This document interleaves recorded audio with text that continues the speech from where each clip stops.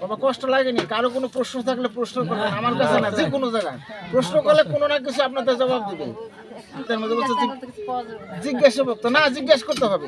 কিছু কিছু পাঠক আছে কথা বলে জিজ্ঞেস করলে হিরাইয়া যায়, ওটাকে পাঠক বলা চলে। জগতে ভাগবত পাঠ হতে শাস্ত্রীয় পাঠ আলোচনা করে জগৎকে কিছু না কিছু তাকে একটু জ্ঞান দেওয়ার জন্য। নমো ভগবতে বাসুদেবায় নমঃ। শ্রীমদ্ ভগবত গীতার মাহাত্ম্য। সুতমণি বললেন, নারায়ণকালে যেভাবে গীতা মাহাত্ম্য বলেছিলেন, গীতা মাহাত্ম্য অতি গোপনীয়, শ্রীকৃষ্ণ সবচেয়ে ভালো জানেন, ব্যাসদেব সুখদেব কিছুটা জানেন। আমি ব্যাসদের মুখে যে রূপ শুনেছি, অর্থাৎ এই গীতার মধ্যে যে রূপ বলা আছে তার কিঞ্চিত বলার জন্য চেষ্টা করতেছি। আপনি যে মঙ্গলময় পরম বৃহত্তম উত্তম বিষয় জিজ্ঞাসা করলেন, হে উত্তম গীতা মাহাত্ম্য বলিতে কাহারও সমর্থ নাই, ইহা একমাত্র শ্রীকৃষ্ণ জানেন, ব্যাসদেব জানেন, যাজ্ঞবল্ক্য মিথিলা রাজা জনক কিছু কিছু জানেন। তাই ভক্তি ও মুক্তির কথা আছে গীতার 18টি অধ্যায়ের অর্ধেক, অর্থাৎ 9টা অধ্যায় যদি কেউ পাঠ করে, শ্রাদ্ধে গোদান করলে যে পুণ্য লাভ হয় সে পুণ্য লাভ হয়। ভাগের এক ভাগ পাঠ করলে গঙ্গা স্নানের ফল লাভ হয়। এই গঙ্গা স্নান প্রত্যেকেই আপনার মাসে গঙ্গা স্নান আসতেছেন, স্নান করতে যান না? এই গঙ্গা স্নান, গঙ্গা মায় যখন জন্মগ্রহণ করলেন, পরম পুরুষ শ্রীকৃষ্ণের বাম পায়ে বৃদ্ধাঙ্গল থেকে উনি জন্মগ্রহণ করেছেন। এটা কোথায় পাবেন? ব্রহ্মবৈবর্ত পুরাণ ঘাটলে ওটার মধ্যে পাবেন। ব্রহ্মবৈবর্ত পুরাণ ঘাটলে শুধু এটা না, জগতে যত কিছু সৃষ্টি হয়েছে, এই আম গাছ, বেগুন গাছ, মানুষ, পশু পাখি যত সৃষ্টি হয়েছে, মানুষ 36 জাত বলে, 36 জাত বলে না, এই 36 জাত কোথায় থেকে আসছে? সমস্ত কিছুই ওই ব্রহ্মবৈবর্ত পুরাণের মধ্যে আছে। তাই ভগবান পরম পুরুষ শ্রীকৃষ্ণের বাম পায়ের বৃদ্ধাঙ্গল থেকে যখন গঙ্গা মায় জন্মগ্রহণ করলেন, জন্মগ্রহণ করার পরে গঙ্গা মায় কৃষ্ণকে প্রণাম করে বলেছিলেন, প্রভু তুমি তো এই পৃথিবীতে আমাকে আনলে, পৃথিবীতে আনলে, আনার পরে এই জগতের যত পাপ তাপ আছে সমস্ত পাপ তাপ তো আমার মধ্যে ধুয়ে যাবে, উদ্ধার পাবো কি করে? তদুত্তরে কৃষ্ণ বলল যে কোনোদিন কোনো বৈষ্ণবের চরণ ধুলি যদি তোমার শিরে পড়ে, সেই দিন তুমি সর্বপাপ থেকে মুক্ত হতে পারবে। এই যে বৈষ্ণব সঙ্গ, সাধু সঙ্গ এবং বৈষ্ণবের চরণ ধুলি কেন নিতে হয়? এই জগতে বৈষ্ণবকে আমি তো চিনি না, যদি এই যে যেখানে আপনার সাধুগুরু বৈষ্ণব আছে এটাই বৈষ্ণব, যেখানে সাধুগুরু বৈষ্ণবের আগমন সেটাই বৃন্দাবন, সেটাই বৈষ্ণব। গঙ্গামাই বললো, আমি যদি এই সাধুগুরু বৈষ্ণবের সঙ্গ করতে যাই, আমি মকর বাহিনী গঙ্গা, চাকা ইটে এমনি বাবা ওখানে মেরে ফেলবে। তখন বলল গঙ্গা, এই জগতে তোমার কথা নয়, জগতে সকল বৈষ্ণবেরই কথা। যেখানে সাধুগুরু বৈষ্ণবের আগমন সেটাই হচ্ছে বৃন্দাবন। এখানে যারা আসছেন প্রত্যেকের চরণধুলি, এবারই মঙ্গলের জন্য চরণধুলি পড়েছে। বলছে এখানে কালকে তো বাবা এখানে এরা থাকবে না। তা বলছে যেখানে হরিনাম হয়, যেখানে ভাগবত পাঠ হয়, যেখানে কৃষ্ণ নাম হয়, যেখানে গীতা পাঠ হয়, যেখানে শুনে, ওখানে সকলেই বৈষ্ণব। বৈষ্ণব যেদিন বৈষ্ণব সঙ্গ হয় তারপরের দিন এখানে থাকবে না। যদি তারপরের দিন যখন কেউ না থাকে, অলক্ষ্যে রাত্রিতে গিয়ে তুমি যদি ওই বৈষ্ণবের ধুলায় ঘোরাঘুরি দাও, তবে সেই দিন তুমি সর্বপাপ থেকেই মুক্ত হতে পারো। তো শুধু এই গঙ্গা মার কথা না, আমার মতো হতভাগার কথা, আমায় দাও দাও বৈষ্ণবে একটু চরণে,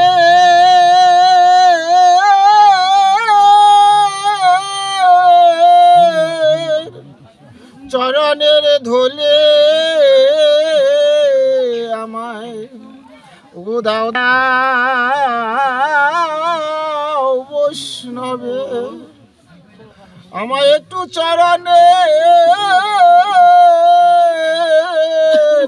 চরণের ধুলে, ওগো এই ধুলি হবে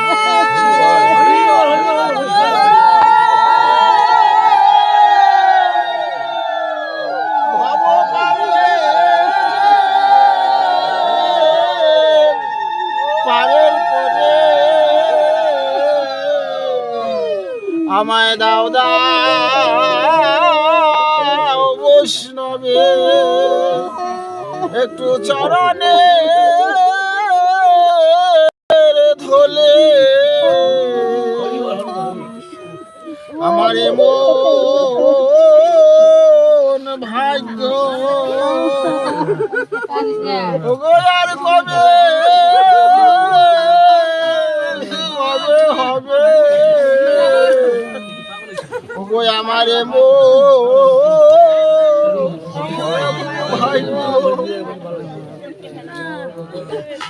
ওগো আমার কবে কবে হবে। আমি হরি বলে হরি গৌর হরি বল।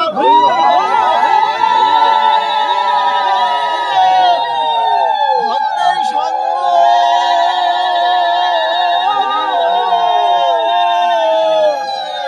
সঙ্গ করব আমার মন ভাগ্য আর কবে হবে। সঙ্গ সাধু সঙ্গ সর্বশাস্ত্রেই কয়, সাধু সঙ্গ লওয়া মাত্র সর্বপাপ হয় ক্ষয়। একবার যদি কেউ ধরে এই বৈষ্ণবের চরণ, অনায়াসে বৈকুণ্ঠে তার হবে যে গমন। কেউ যদি গীতার এক অধ্যায় লয়ে প্রাণ ত্যাগ করে, তিনিও বৈকুণ্ঠে লাভ করে। কেউ যদি গীতা গীতা বলিতে বলিতে প্রাণ ত্যাগ করে, তারও এই জগতে এই সদ্গতি লাভ হয়। কেউ যদি ওম উচ্চারণ করে প্রাণ ত্যাগ করে, তারও এই জগতে এই সদ্গতি হয়। তাই গীতা অক্ষর অবিনশ্বর, গীতার 18টি অধ্যায় ভক্তি ও মুক্তির কথা আছে। যে গীতার অর্থ পাঠ করে না, তার অপেক্ষা অধম আর কেহ না। একাদশী বিষ্ণু পর্বদিনে গীতা পাঠ করেন, তিনি নিদ্রায় জাগরণে চলিতে দাঁড়াইতে অথবা যে কোনো অবস্থায় থাকুক, শত্রু তাহাকে কোনো ক্ষতি করিতে পারে না। যিনি শালিগ্রামে শিলা নিকটে দেবালয়ে তীর্থলয়ে বা তীর্থ বা নদীর তীরে বসিয়া গীতা পাঠ করেন, নিশ্চয়ই তাহার সৌভাগ্য লাভ হয়ে থাকে। গীতা পাঠে কোনো উচ্চ নিচ প্রভেদ নাই, সকলেই এই জ্ঞান লাভ করতে পারে। 18টি নাম যদি কেউ স্নান করে এসে, যিনি ভক্তি ও যত্ন করিয়া শাস্ত্রবিধি অনুসারে পবিত্র গীতা পুস্তক অপরকে দান করেন, তাহার স্ত্রী এ জগতে প্রিয়তমাই হন। তিনি যশ সৌভাগ্য অটল স্বাস্থ্য লাভ করেন এবং সুখ লাভ করিয়া এবং সংসার ও জীবনে তিনি সুখী হতে পারেন। গীতার একটি নাম কেউ যদি স্নান করে এসে একবার গোবিন্দের চরণে গিয়ে দাঁড়িয়ে বলে, হে গোবিন্দ, আমার দেবার মতো কোনো কিছু নয়, আমার সামান্য নয়ন গঙ্গা জল একটা পুষ্প দিয়ে আমি গীতার 18টি নাম জপ করতে, তোমরা জপ করো। গঙ্গা, গীতা, সাবিত্রী, সীতা, সত্তা, প্রতিব্রতা, ব্রহ্মবলী, ব্রহ্মবিদ্যা, ত্রিসন্ধ্যা, মুক্তিগেহিনী, অর্ধমাত্রা, চিদানন্দা, ভবগ্নি, ভান্তিনাশিনী, বেদত্রয়ী, পরানন্দা, বিশ্বের সকল প্রাণী শান্তি লাভ করুক। গীতা ভক্তির সহিত দান করে বা দান করা হয়, ভগবান তা সন্তুষ্ট লাভ করেন। গীতায় গৌরী বলে, যে গৃহে গীতার অর্চনা হয় সে স্থানে অবিচারেই ফলে সে দুঃখময় ভয়ানক অভিশাপজনিত দুঃখ উপস্থিত হয় না। যে স্থানে সেই ত্রিলাভজনিত দুঃখ আসে না, পুকার ব্যাধি আসে না, জরা ব্যাধি দুঃখ এই জগতে নরভোগ বিষয় তিনি যন্ত্রণা ভোগ করেন না। যিনি প্রতিদিন গীতার অর্চনা করেন বা শরীরে কখনো স্ফোটাদি জন্মায় না, তিনি শ্রীকৃষ্ণের চরণে দাস হইয়া একনিষ্ঠ ভক্তি লাভ করেন। যিনি সতত গীতা পাঠ করেন, শ্রদ্ধা কর্মপ্রচেষ্ট অধীন হইয়া থাকিলেও সর্বজীবগণ তাহাকে সক্ষভাবে মুক্তি লাভ করেন। ওং শান্তি, সকলে শান্তি লাভ করো। এই বলে আমি শ্রীমদ্ ভগবত গীতা অধ্যয়ন বিশ্রাম দিচ্ছি। জয় জয় শ্রীমদ্ ভগবত গীতা।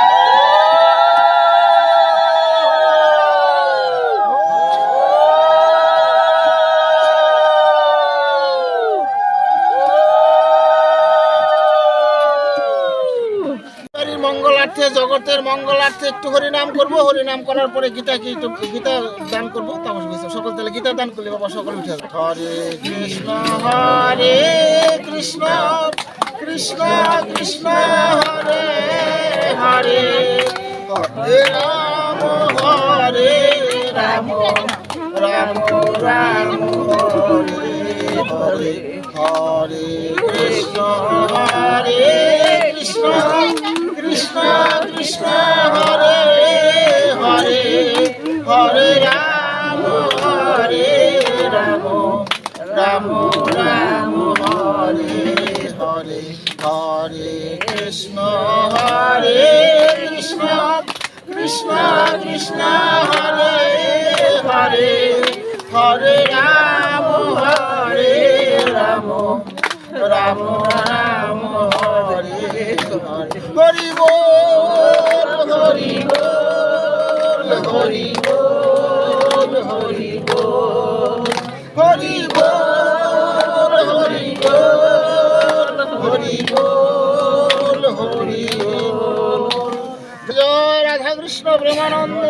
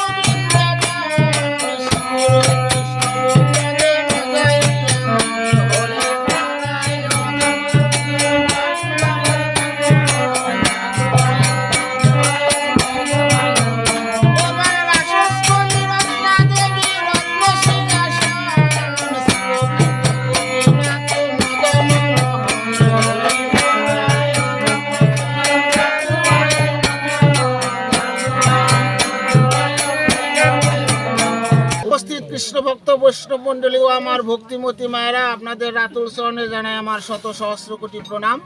আপনার এইবারই অনুষ্ঠান, আমার একটা ইউটিউব আছে অবধূত নিতাই রঞ্জিত, অবধূত নিতাই রঞ্জিত নামে যদি সার্চ দেন তবে শুধু এইবারই অনুষ্ঠান না, ভাগবত পাঠ, রামায়ণ এবং লীলা কীর্তন বা ওই যে অধিবাস কীর্তন এগুলো সকলেই বাবা শুনতে পারবেন। আশা করি আমার কোনো ভাষায় বা কথায় কোনো ভুল হয়ে থাকে কারো সন্তান হিসাবে, কারো ছোটো ভাই হিসাবে আমাকে ক্ষমা করে দিয়ে আপনাদের সকল বৈষ্ণবের কাছে আমি চরণ ধুলি করব।